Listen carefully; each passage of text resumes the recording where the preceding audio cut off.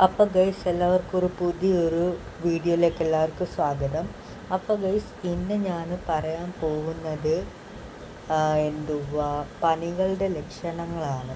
അതായത് ഇപ്പോൾ ഈ ഒരു 2025 അതായത് കുട്ടികൾക്കാണ് ഏറ്റവും കൂടുതൽ പ്രത്യക്ഷപ്പെടുന്നത്. അപ്പോൾ വലിയവർക്കെന്ന് വെച്ചാൽ ഓക്കെ, സ്കിൻ ഇൻഫെക്ഷൻ പോലുള്ള കാര്യങ്ങളിലാണ് ഹോസ്പിറ്റലിൽ വരാറ്. പക്ഷേ കുട്ടികളിലാണ് അധികം പനിയുള്ളത്. പ്രത്യേകിച്ച് കൊച്ചു കുട്ടികളിലാണ് പനി പെട്ടെന്ന് ബാധിക്കുന്നത്. അടുത്ത 2 വയസ്സ് ജനിച്ച കുഞ്ഞുങ്ങൾക്ക് സമയത്ത് പനി വരുന്നുണ്ടെന്നാണ് വാർത്തകൾ റിപ്പോർട്ടിൽ പറയുന്നത്. അപ്പോൾ അതിൻ്റെ മെയിൻ കാരണം എന്തെന്നാണ് ഞാനിന്ന് പറയാൻ പോകുന്നത്. അതായത് ചിലപ്പം നിങ്ങളുടെ കുട്ടികൾക്കും ഇത് വരാം. അതിൽ എങ്ങനെയാണ് തടഞ്ഞ് നിർത്തുന്നത് കാര്യമാണ് ഞാനിന്ന് പറയാൻ പോകുന്നത്. അപ്പോൾ ഗൈസ് നേരെ വീഡിയോയിലേക്ക് പോകാം. അപ്പോൾ ഗൈസ് ഫസ്റ്റ് തന്നെ ആണ് കുട്ടികളുടെ ഹെൽത്ത്. അതായത് കുട്ടികളുടെ ഹെൽത്ത് നിങ്ങൾ ചെക്ക് ആക്കിക്കണം.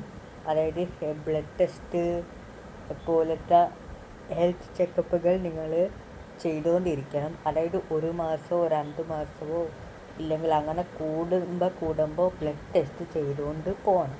അതായത് ബ്ലഡ് ടെസ്റ്റ് ചെയ്യുമ്പോൾ നമുക്ക് ESR, ബ്ലഡ് കൗണ്ട്, പിന്നെ നമ്മളുടെ ബ്ലഡിലുള്ള ഇൻഫെക്ഷൻസ്, പിന്നെ ബ്ലഡിൽ ബാക്ടീരിയാസ്, ബ്ലഡിൻ്റെ കുറവാണോ കൂടുതലാണോ, ബ്ലഡിൽ എന്തെങ്കിലും ഇൻഫെക്ഷൻ ഉണ്ടോ, ഇല്ലെങ്കിൽ ESR കൂടുതലാണോ കുറവാണോ, അതെല്ലാം അറിയാൻ പോകുന്നത് കേട്ടോ. അപ്പോൾ ഈ ESR എന്ന് പറഞ്ഞൊരു സംഭവം 1 lakhs അപ്പുറം പോയാൽ നിങ്ങൾ അഡ്മിറ്റഡ് ആണ്. അതായത് 1 lakhs അപ്പുറത്ത് പോയാൽ, അതായത് ഏകദേശം 10,000 അത് വന്നാൽ അതൊരു ഹൈ ഫീവറാണ്. ഒരു ഫീവർ 100.8 മുകളിൽ പോയാൽ അതൊരു ഹൈ ഫീവറാണ്. അത് വെച്ചുകൊണ്ടിരുന്നാൽ ചിലപ്പോൾ രാത്രി പാസ് അവേ ആവാനുള്ള സാധ്യതയുണ്ട്. പാസ് അവേ അത് രാത്രിയിൽ തന്നെ സംഭവിക്കാനുള്ള സാധ്യതയുണ്ട്.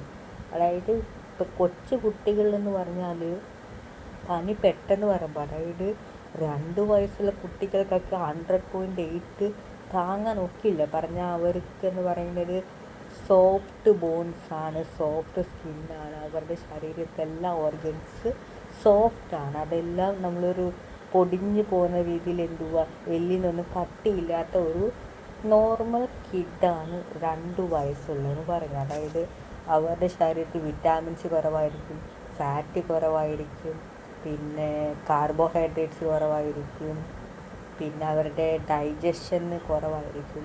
അങ്ങനെ എല്ലാം കാര്യങ്ങൾ കുറവായിരിക്കും.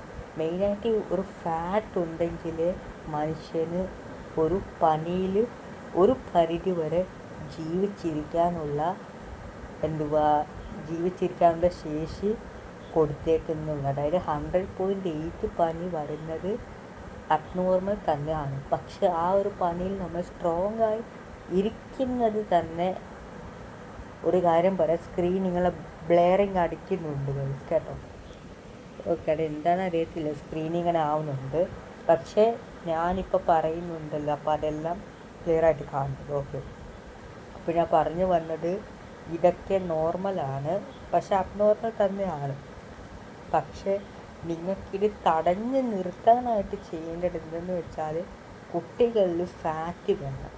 അതായത് ഇപ്പോൾ 2 വയസ്സല്ല, ഒരു 3-4 വയസ്സിൽ വെജിറ്റബിൾസ് കൃത്യമായിട്ട് തന്നെ കൊടുക്കണം. വെജിറ്റബിൾസ് നല്ലതായിട്ട് കഴുകി ഉപ്പിട്ടിട്ട് തൈരോ വെള്ളമോ ചേർത്തിട്ട് കുട്ടികൾക്ക് കൊടുത്താൽ കുട്ടികളിൽ നല്ല hormones, fat, carbohydrate,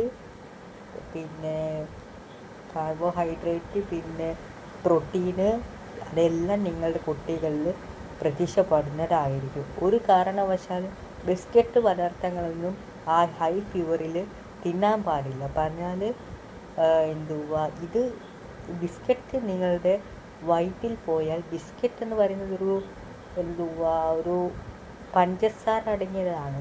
sugar content ഏറ്റവും കൂടിയ ഒരു സാധനമാണ് ബിസ്ക്കറ്റ്. അപ്പോൾ ഈ ഒരു സംഭവം നിങ്ങളുടെ കുട്ടികൾക്ക് കൊടുക്കുകയാണെങ്കിൽ കുട്ടികളിൽ പ്രത്യക്ഷപ്പെടുന്ന എന്തുവാ ഷുഗർ ലെവൽ കൂടിയിട്ട് കുട്ടികളിൽ വരുന്ന ഇങ്ങനത്തെയുള്ള ചില രോഗങ്ങൾ ബിസ്ക്കറ്റിൽ നിന്ന് തന്നെയാണ് വരുന്നത്. ബിസ്ക്കറ്റ്, ലേസ്, ജങ്ക് ഫുഡ്, പിന്നെ ബിസ്ക്കറ്റ്, ലേസ്, പിന്നെ പാക്കറ്റ് ജ്യൂസ്, തണുത്ത വെള്ളം, ഇതിലൊക്കെ നല്ല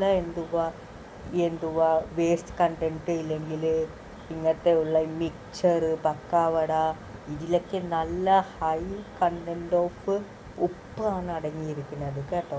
ഉപ്പ്, മസാലസൊക്കെ ചേർത്തിട്ട് ഇവർ ഇത് ചെയ്തിറക്കുന്നതാണ്. അപ്പോൾ ഇത് നിങ്ങളുടെ കുട്ടികൾക്ക് കൊടുത്താൽ കുട്ടികളിൽ വരുന്ന രോഗങ്ങൾ നിങ്ങൾ അറിയേ വേണ്ട. കുട്ടികളിൽ വരുന്ന രോഗങ്ങൾ, ആ രോഗത്തിൻ്റെ കാരണം ഈ കാണുന്ന ജങ്ക് ഫുഡുകൾ തന്നെയാണ് അതിൻ്റെ ഒന്നാമത്തെ കാരണം എന്ന് പറയുന്നത്. അതിൻ്റെ 100% ഓഫ് റീസൺ തന്നെ ഈ ഒരു ജങ്ക് ഫുഡ് തന്നെയാണ്. അപ്പോൾ ഈ ഹോസ്പിറ്റലിൽ ചെറിയ കുട്ടികളിൽ വരുന്ന രോഗങ്ങളുടെ കാരണം തന്നെയാണ് ജങ്ക് ഫുഡ്. പിന്നെ ഞാൻ പറഞ്ഞ പ്രോട്ടീൻ അത് കുറവ്. പിന്നെ ജങ്ക് ഫുഡും പിന്നെ പ്രോട്ടീൻ്റെ ഇതാണ്. അതായത് ഒന്നാമത്തെ point junk food. Okay, junk food, mixture, biscuit, Lay's etcetera. രണ്ടാമത്തത് ഇത് പ്രോട്ടീൻ, ഫാറ്റ്സ്, പിന്നെ കാർബോഹൈഡ്രേറ്റ് എക്സെട്ര.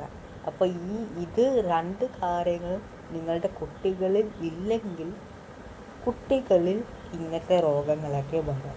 വെറും 2 കാര്യങ്ങളേ ഉള്ളൂ. ഈ 2 കാര്യത്തിൽ നിങ്ങൾ പൂർണ്ണ ശ്രദ്ധ കൊടുത്താൽ നിങ്ങളുടെ കുട്ടികൾ നല്ല സ്ട്രോങ് കിഡായിട്ട് മാറും കേട്ടോ.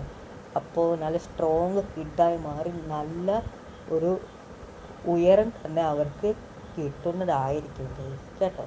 അപ്പോൾ ഗൈസ്, നെറ്റൊക്കെ എത്രയുള്ള വീഡിയോ ഇഷ്ടപ്പെട്ടെങ്കിൽ ലൈക്ക്, ഷെയർ, സബ്സ്ക്രൈബ്. അപ്പോൾ ഗൈസ് ഓക്കെ, അപ്പോൾ എൻ്റെ ചാനലിനകത്ത് ഇനി ഇങ്ങനെ ഉള്ള വീഡിയോസൊക്കെ വരും ഗൈസ് കേട്ടോ. പിന്നെ അത് പറഞ്ഞാൽ നമ്മൾ വ്ളോഗൊക്കെ ചെയ്യും. പക്ഷേ ആൾക്കാർക്ക് കുറച്ചും കൂടെ അറിവുള്ള വീഡിയോസ് നമ്മൾ എപ്പോഴും ഇടുന്നത്. അതായത് ഒരു യൂട്യൂബ് ഒരു നിലയെന്ന് പറഞ്ഞ യൂട്യൂബ് എന്ന് പറഞ്ഞൊരു ആപ്പ് നമ്മൾ ഒരു ചാനൽ ചെയ്യുമ്പോൾ, നമ്മളിപ്പോൾ ഞാൻ ഒരു വീഡിയോ ചെയ്യാണ്, ആ വീഡിയോ ചെയ്യുമ്പോൾ 100, 200, 1,00,000, 1 കോടി ആൾക്കാർ വരെ കാണുന്ന വീഡിയോ ആണ്. അതുകൊണ്ട് തന്നെ നമ്മൾ ചുമ്മാ അത് ഇത് ചെയ്തിട്ടൊരു കാര്യമില്ല. ഇൻഫോർമേറ്റീവ് വീഡിയോ വേണം എപ്പോഴും ചെയ്യാൻ. അപ്പോൾ ഇതൊരു ഇൻഫോർമേറ്റീവ് വീഡിയോ തന്നെയാണ്. അപ്പോൾ ഗൈസ് ഓക്കെ, അപ്പോൾ നല്ല വ്യൂസ് തന്നെ വരട്ടെ ഗൈസ് കേട്ടോ. അപ്പോൾ ഗൈസ് ഇന്നത്തെ ഇത്രയുള്ള വീഡിയോ ഇഷ്ടപ്പെട്ടെങ്കിൽ ലൈക്ക്, ഷെയർ, സബ്സ്ക്രൈബ്. അപ്പോൾ guys, this is Vijay signing out.